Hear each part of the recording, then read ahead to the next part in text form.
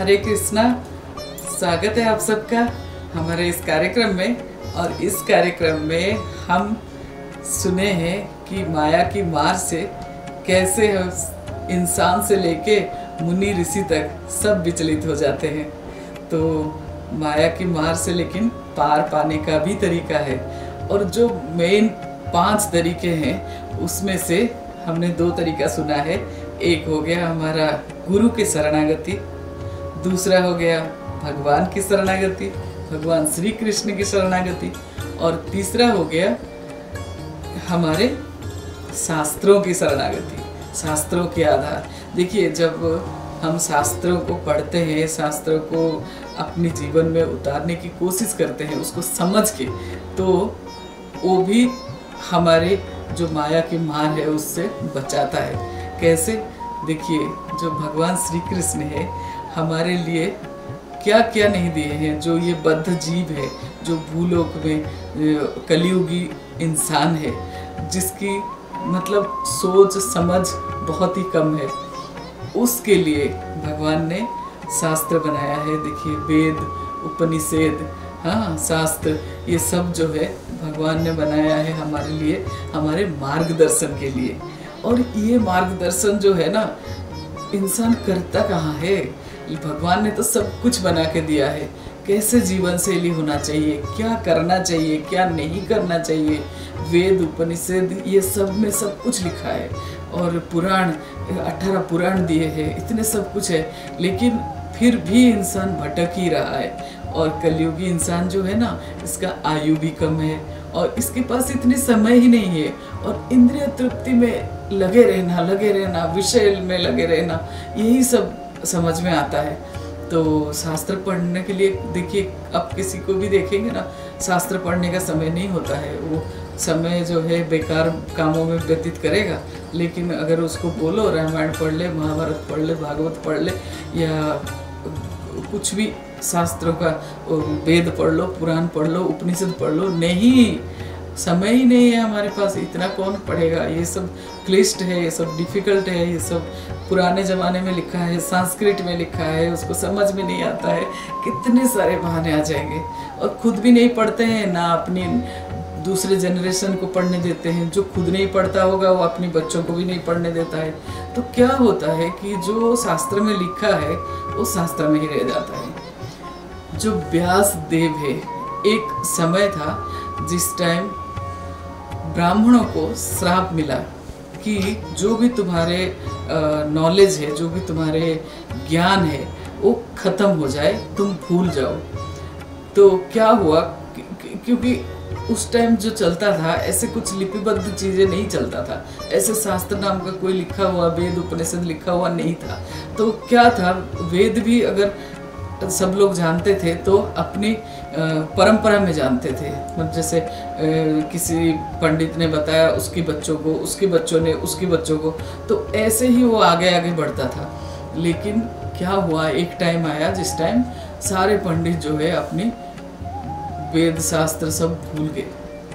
तो वो अभिशाप बस अब था, लेकिन भूल गए। तो क्या हुआ उस टाइम भगवान ने वेद उपनिषद और शास्त्रों के बिना जो है ना, दुनिया एकदम से शुष्क सा हो गया था। तो क्या हुआ, उस टाइम भगवान ने अवतार लिया वेद व्यास के रूप में। और वेद व्यास जो है, द्वैपायन वेद व्यास कहा जाता है, क्योंकि एक द्वीप में उनका जन्म हुआ था। और वो भगवान का सत्यावेश अवतार थे। भगवान अपनी जो सारे शक्ति, जो विद्या, जो ज्ञान है, उनके अंदर डाले।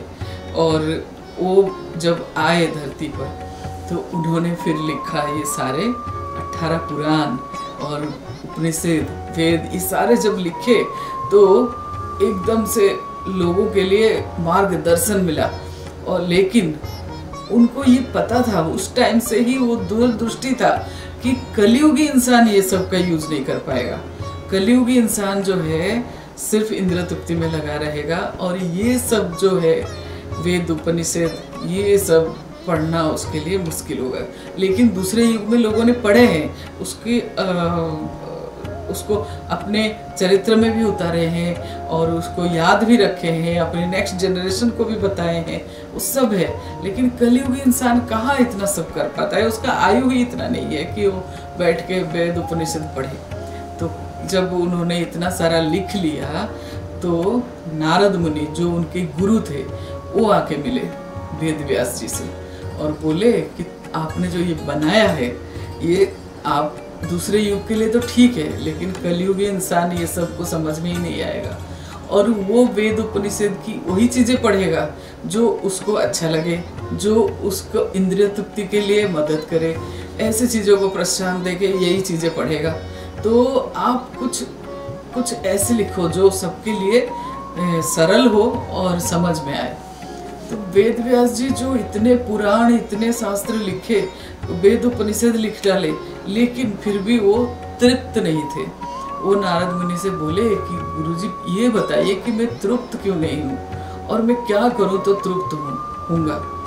तो नारद मुनि ने वेद व्यास जी को बोला कि तुम जो है भगवान श्री कृष्ण के जन्म, कर्म, लीला और उनके अवतार ये सब के बारे में एक ग्रंथ लिखो और सरल में लिखो, तो ये लोगों को भी समझ आएगा और इससे तुम भी तृप्त होंगे। और जो कलयुगी इंसान है, जो इस जन्म मृत्यु की चक्र से निकल के स्वर्ग तक भी नहीं जा सकता है, वो कम से कम भगवान की धाम तक पहुंच पाएगा। तो देखिए कितनी अच्छी बात है।